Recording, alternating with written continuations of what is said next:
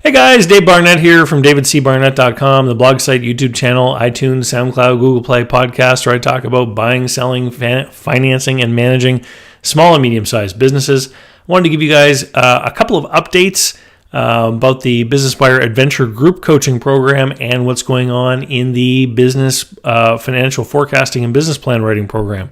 So last week we had our monthly Hunt Club call, and that's the call where the different members of the group coaching program have their goals for the month, what they wanted to get accomplished as far as moving forward toward their goal of buying a business. So there were people there talking about how many new contacts they wanted to make, how many new prospects they wanted to add to their list, some of the research they were going to be doing, some of the offers that they were potentially going to be making with sellers that they had met. It was a really great call. Right now in the group, the membership is very active.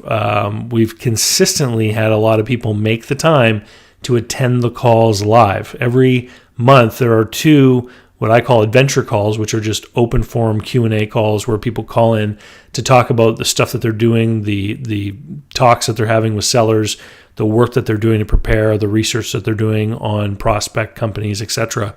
And we're having a lot of people show up live. Members don't have to. They can submit questions in advance that I'll answer during the calls. But what's really great about having so many people show up live is, of course, people are starting to talk to each other and help each other, which is a big part of what my original goal was for the program. See, as I reflect upon everyone who's in the group and everyone who's been in the group and then left the group since it started almost a year ago, what is clear is that everyone who's been a part of this program or who's in the program now is really an achiever in their own right in whatever field that they're from, whether it's sales or engineering or project management, or half the people in the group own businesses already. And so what is great is that the crosstalk or the commentary between the members is really valuable because people come from a place with a lot of background and expertise, and they want to help each other because they're all learning from each other within the confines of the group.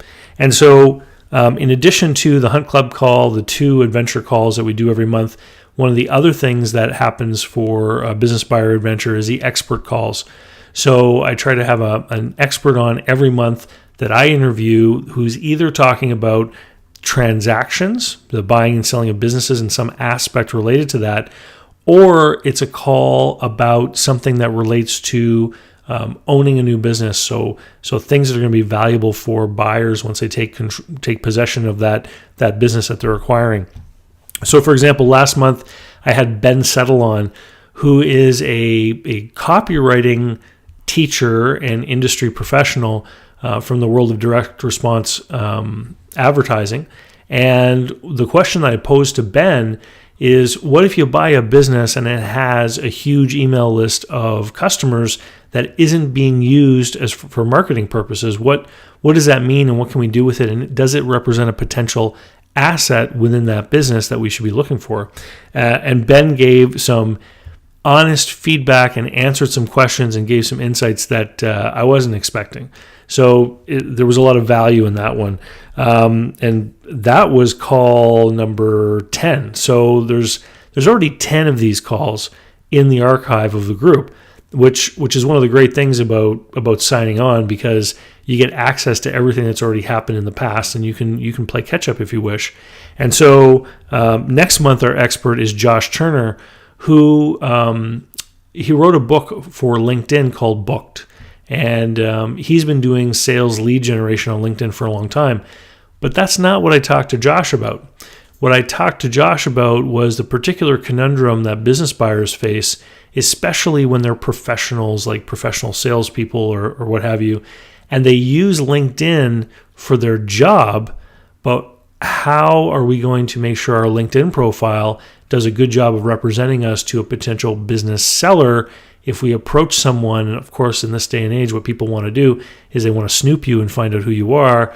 They're going to look at your LinkedIn profile. So how do we manage the situation where we've got two different audiences using LinkedIn to try to learn about us? And Josh gave some great insights too about that question. So Everything in the group all has to do with helping you find those businesses, helping you talk to those business sellers, make offers, etc. Right now, there are recordings for 25 adventure calls that we've had over the last year. Those are all in the archive in audio format. So when people join the group, usually after they've done the Business Buyer Advantage online training program, which is step number 2 over at businessbuyeradvantage.com, the group coaching program is step number 3. People will come into the group, and then what you do is you go through these 12 self-training modules that have there, which gets you up to speed with everyone else that's in the group. So when you join and you start participating in the calls, you're able to talk to people using the same terms, and they've gone through a similar process to get themselves ready to get up and running. So it is a monthly commitment. The volume of material that's available in there now makes it a steal of a deal. And if you basically want to spend more time talking with me one-on-one with other people sitting around the table, there's no better alternative, really, than to sign up for Business Buyer Adventure, which, of course, is over at businessbuyeradvantage.com. The adventure group is step number 3. Now, the other thing that's been going on is I've been doing the financial forecasting and business plan writing program, and week number 4 is in the can. And so the way that this one's been going is that people have signed on, they've joined the group, and each week I'm pushing further and further along the project. And there's 5 different sample companies that we're using. Each one is different in its business model that allows me to teach people different things that have to be done for each different kind of business. So, for example, there's a cash business. There's an existing business that's a retail store. There's a project-based sales business where they manufacture goods for people. There's a business that does a couple of related different types of service work for its customers. And there's a seasonal business that is trying to bootstrap its financing. So there's these 5 different kinds of businesses, each with their own characteristic. And we're building the financial forecasts and the entire business model in Excel, and then we're going to take a couple of them and turn them into complete business plans. And so we're in week number 4, so we've done the sales forecasting. That was week number 1. Week number 2 was the direct cost of goods sold. Week number 3 was a big week. It was overhead expenses and labor calculations. So that was a big one. Week number 4 was financing and calculating loans, leases, etc., and all the different things that have to go into that. What's coming up next week, week number 5, is going to be tying it all together so that we actually start to see the flow of cash, and tying in the income statement so that we can start to calculate things like income tax. And the other thing that's going to be addressed in week number 5 is sales taxes and how we model them and how they're different in different jurisdictions. So some places have old school sales taxes where there's registration numbers, and if you're a business, you don't pay tax when you buy stuff, but you have to collect tax when you sell to consumers. And then there's the new school value-added tax regimens that they have in Europe and Canada, and a couple of other places are starting to adopt them. And places that have a mixture of 2 different kinds of sales tax. And so we're going to be diving deeply into the sales tax question there. And the financial forecasting program, if you want to find it, just go to davidcbarnett.com, and it's the second big block right there with the blue stripe on it. That'll take you right into there. Basically, I had a low introductory offer price for people that wanted to join because the people that are taking the program are giving me feedback. And as the sheer volume of material is growing in there, I've been bumping it up, but it's still probably less than half the price of what it's going to be when it's done.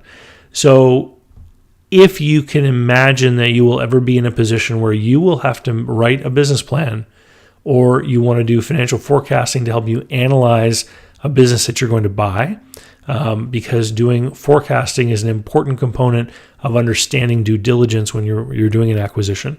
Or if you own a business today and you think that you might want to expand or grow in some way, the skills that I teach in this program are going to be critical unless you happen to be in a business that's big enough that you have other people that are just going to take care of a lot of stuff for you.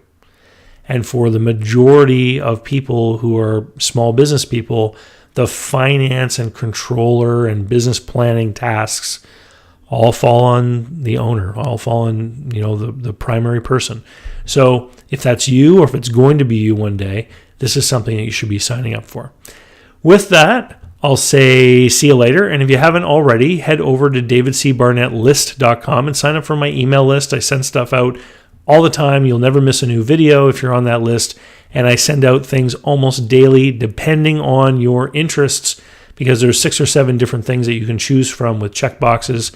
So you just check off the things that you want to hear about, and those are the only emails you're going to receive. And again, if you go to my blog, davidcbarnett.com, it's on the left down here, halfway down the page. Subscribe to our mailing list. You can fill it out there. Anyway, thanks, guys, and we'll see you next week. Cheers.